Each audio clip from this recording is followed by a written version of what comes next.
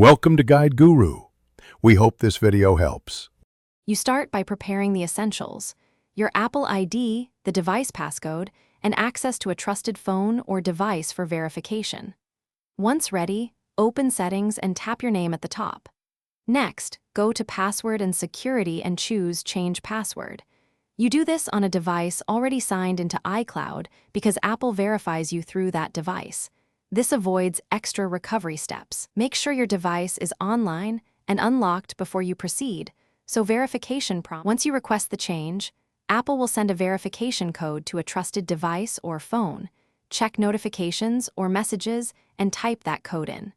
Then the device will prompt you to enter its unlock passcode as proof you control the signed-in device. After verification, enter your new password following Apple's complexity rules. At least 8 characters with upper and lowercase letters and numbers, and avoid previously used passwords. Take a moment to choose a memorable but strong passphrase to reduce future resets. After you confirm the new password, sign back into any devices or apps that show an iCloud sign-in error. Make sure you update Mail, iCloud Drive, and third-party apps that use your Apple ID. If the change fails or you can't verify, go to Account. Apple. Calm to try again or begin account recovery. That process can take days but preserves security.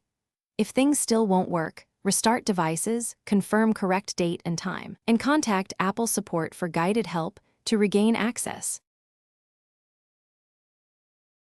Thanks for watching. Consider subscribing if we helped you today.